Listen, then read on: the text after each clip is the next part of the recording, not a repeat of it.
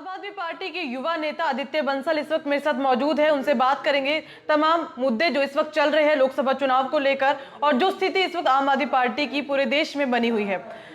मैं जानना चाहूंगी, जिस तरीके से आम आदमी पार्टी के संयोजक अरविंद केजरीवाल, उन पर लगातार आरोप पर आरोप लगते जा रहे हैं। अब नया आरोप उन पर लगा है कि सिख फॉर जस्टिस से उनको राजनीतिक फंडिंग आई है। क्या कहेंगे कि इसको लेकर एलजी ने केंद्रीय गृह मंत्रालय को पत्र लिखा है उनके खिलाफ एनआईए जांच को लेकर? देखिए, सबसे पहले तो जो एलजी साहब हैं, जब एक सरकार ने गलत तरीके से दिल्ली के मुख्यमंत्री सिटिंग चीफ मिनिस्टर को पकड़कर जेल में डाला है, वो अपने आप में एक बड़ा सवाल खड़ा करता था। उसके बावजूद अगर एलजी साहब आज सच में दिल्ली की जनता के लिए कार्य कर रहे हैं, तो वो दिल्ली की जनता के लिए कार्य कर क्यों नहीं रहे हैं? क्या उन्होंने जनता की परेशानियां कभी समझने की कोशिश की है?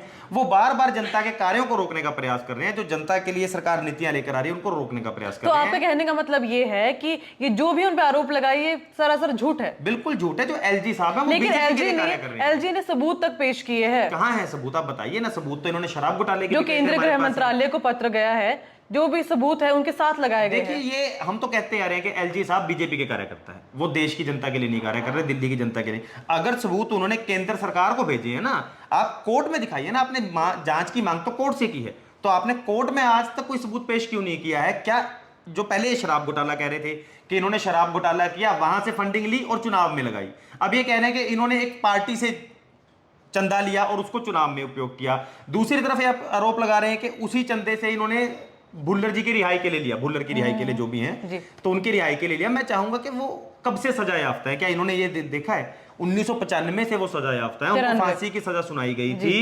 उसके बावजूद उनकी 2014 में, आप देखिए 14 में उनकी फांसी की सजा को बदलकर उम्र कैद में किया गया था।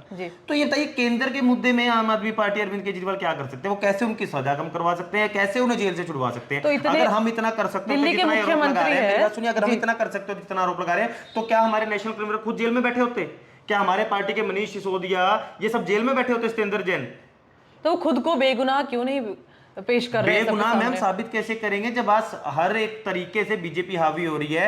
हर सरकारी संपत्ति का, हर नेशनल एजेंसी का वो दुरुपयोग कर रहे हैं और केजरीवाल जी को फंसाने की कोशिश कर रहे हैं, षड्यंत्र रच रहे हैं। उसमें आप अपनी बेगुनाही कैसे साबित करेंगे? आप ये बताइए ना। बेगुनाही तब साबित करनी होगी जब कोई जुर्म साबित होगा, जब कोई इल्जाम साबित होगा। आज तक एक नए पैसे की रिकवरी नहीं हुई है, एक चार्जशीट दाखिल नहीं हुई है।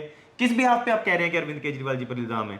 ये तो इन्होंने सिर्फ और सिर्फ संविधान में, कानून में छेड़छाड़ की, जिसके तहत अब क्या होगा कि जब तक आप निर्दोष सिद्ध नहीं होते, आप आरोपी रहेंगे, आप दोषी रहेंगे। जबकि पहले क्या होता था, जो हमारा कानून था, वो कहता था कि जब तक आप पर दोष सिद्ध ना हो जाए, आप निर्दोष रहेंगे।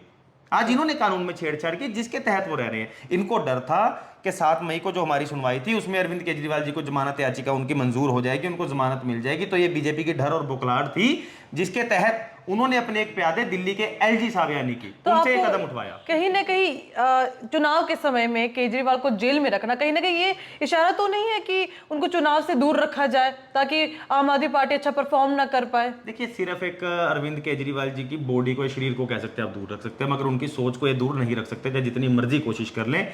आज हर एक बच्चा अरविंद केजरीवाल जी की सोच के साथ है और उसी सोच को लेकर हर एक कार्यकर्ता आगे बढ़ रहा है और चुनाव के लिए पुरजोर तैयारी कर रहा है। और आपको बताना चाहते हैं, इस बार इंडिया गठबंधन पूरे भारत देश में भारी मतों से विजयी होगा और इंडिया गठबंधन की सरकार बनने जा रही है। चलिए, बहुत इसके अलावा आपसे जैसे चुनाव की बात करेंगे, चुनाव में इस वक्त देख सकते हैं कि कांग्रेस काफी मजबूत होकर सामने आई है, इंडिया अलायंस जो आया है। इसके अलावा बीजेपी, वो कहां आपको लग रहा है कि उतनी टक्कर दे पाए? क्योंकि जिस तरीके से 3 निर्दलीय विधायकों ने भी जो कांग्रेस को समर्थन दिया है, आम आदमी पार्टी लगातार चुनाव प्रचार में कर रही है, दोनों मिलकर बीजेपी के खिलाफ खड़े हैं, तो क्या लगता है कि कितनी जीत इस वक्त सुनिश्चित कर पाएंगे आप? देखिए, पहले तो मैं आपको ये चीज कहना चाहूंगा कि बीजेपी के खिलाफ नहीं खड़े, हम सब देश के हक में खड़े हैं, अपने देश को बचाने के लिए खड़े हैं। हमारी लड़ाई एक विचारधारा से, एक सोच से है। लेकिन यही जो आम आदमी पार्टी के जो नेता आज इंडिया अलायंस में है, एक दूसरे को गाली देते थे, उल्ट-सुल्ट बोलते थे, और आज यही इकट्ठे हुए सिर्फ बीजेपी के खिलाफ। क्या बीजेपी इतनी स्ट्रांग पार्टी है कि पूरी सभी पार्टियों को इकट्ठा होना पड़ गया? आज सिर्फ लोकतंत्र को बचाने की बारी है। जब हम देखते हैं कि एक घर में 2 भाइयों में, सगे भाइयों में लड़ाई हो जाती है, तू मैं होती है, वो फर्क क्या होता है? सिर्फ विचारधारा का फर्क होता है कि एक भाई की सोच अलग होती है, एक की अलग होती है।